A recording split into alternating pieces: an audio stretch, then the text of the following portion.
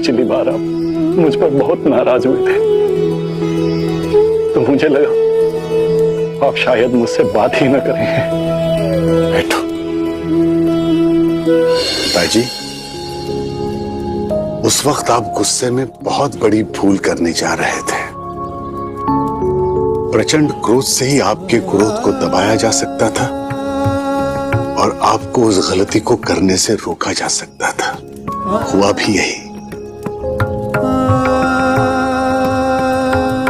पता है दाजी, किसी भी गृहस्थ का पहला कर्तव्य उसके अपने परिवार के प्रति होता है। पत्नी को छोड़कर जाने वाला ईश्वर की नजरों में भी अपराधी बन जाता है,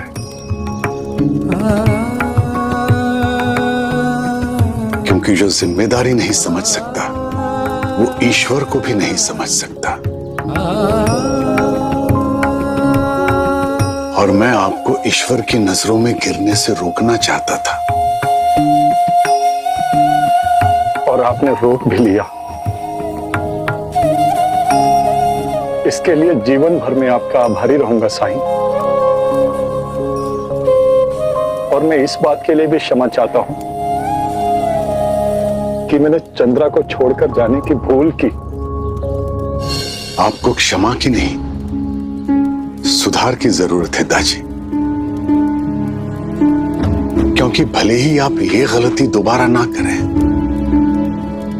लेकिन जब तक आप अपने क्रोध को खुद पर हावी होने देंगे, कोई ना कोई गलती होती रहेगी आपसे।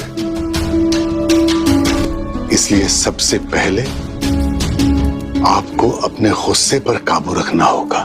क्या गलत के खिलाफ लड़ना सही नहीं है साईं? दाजी,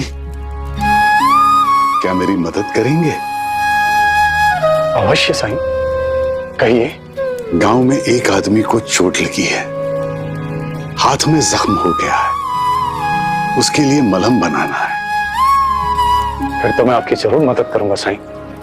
बताइए मुझे क्या करना है। वहां लाल मिर्च रखी है, उन्हें कूटकर लेप बनाना है। मिर्च का लेप? उस लेप से जख्म ठीक नहीं होगा, बल्कि जलन से जख्म और बढ़ जाएगा। अगर बनाना है तो चंदन और दूध जैसे ठंडक पहुंचाने वाली चीजों से लेप बनाइए साईं। यही तो आपको समझाना चाह रहा हूं मैं। यहां भी वही नियम लागू होता है।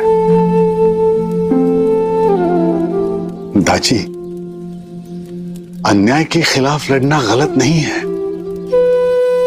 लेकिन आवेश से, गुस्से से आप हालात को और बदतर बना देते हैं। इंसान का दिमाग एक पेड़ की तरह है, और गुस्सा वो बेल है जो उस पेड़ के सहारे बढ़ती है। अगर इस बेल को अनियंत्रित छोड़ दिया जाए तो वो उस पेड़ को ऐसे घेर सकती है कि उसके बाद ना तो पेड़ को हवा नसीब होगी, ना ही धूप। और इस तरह एक दिन वो बेल उस पेड़ को सड़ा देती है, उसका अस्तित्व ही मिटा देती है। और इसी तरह गुस्से ने आपको आपके उद्देश्य से दूर कर दिया है ना?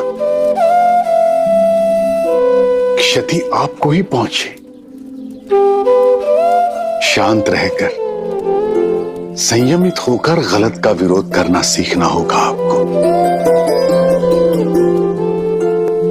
ऐसा करने के बाद ही जो परिवर्तन आप लाना चाहते हैं वो ला पाएंगे। आपने जो बात कही 16 आने सच है, लेकिन एक सच ये भी है कि मैं कितनी भी कोशिश करूं, मेरा गुस्सा काबू में ही नहीं आता। क्या करूं? मैं हार गया हूं इससे। अब आपकी शरण में आया हूं साईं, आप ही कुछ उपाय बताइए। जब भी गुस्सा है तो मन में 10 बार अपना ही नाम जप लीजिएगा। रामचंद्र नाम में इतनी शक्ति है कि वो मन को स्थिर भी करेगा और सही फैसला लेने की समझदारी भी देगा। क्या इससे हो जाएगा साईं? भगवान शिव ने पार्वती माता से कहा था, श्री राम राम रामेति रमे रामे मनोरमे सहस्र नाम तत्तुल्यम राम नाम वरानने। श्री राम का नाम सिर्फ एक बार लेने से अखंड विष्णु सहस्र नाम का पुण्य मिल जाता है। इतनी शक्ति है उनके नाम में। राम जी भला करें, अष्टपुत्र सौभाग्यवती भव। ये आशीर्वाद कैसे फलीभूत हो सकता है? इसके बारे में सोचना तो मैंने कब का छोड़ दिया। आप मुझे आशा मत दिलाइए। एक बार हालात से समझौता कर चुकी हूं, फिर मैं ये दुख नहीं सह सकती। हाँ साईं, हम जानते हैं कि यह खुशी हमारे भाग्य में नहीं है। सच कहूं तो साहिब, इसके बारे में अब मैंने सोचना ही छोड़ दिया है, क्योंकि मैंने ये सत्य स्वीकार कर लिया है और इस सत्यता के साथ जीना भी सीख लिया है। इसलिए मेरे दिल की तसल्ली के लिए मुझे ऐसी दिलासा मत दीजिए। ऐसा क्यों कहती हो ताई? सच्चे दिल से की गई प्रार्थना राम जी तक हमेशा पहुंचती है और उनके लिए तो कुछ भी नामुमकिन नहीं है।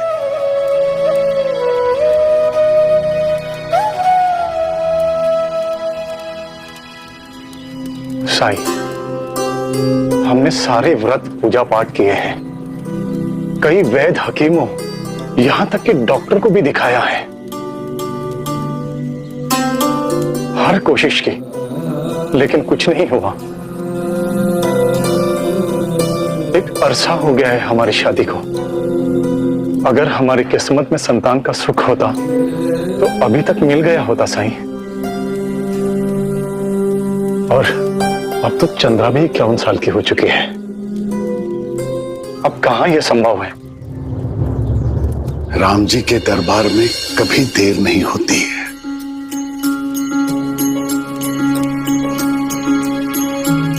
ताई, इस साल कोकिला व्रत करो। कुछ दिनों में आषाढ़ अधिक मास आ रहा है। उस मास की शुद्ध पूर्णिमा के दिन इस व्रत का आरंभ करो। दिल से और पूरी श्रद्धा से ये व्रत करो। अगर राम जी ने चाहा तो तुम्हारी सच्चाई और अच्छाई का फल तुम्हें मिलकर रहेगा ताई। तेरी महिमा मेरे साईं कौन जान पाया। ओम साई ओम साई ओम साई ओम साई ओम साई ओम।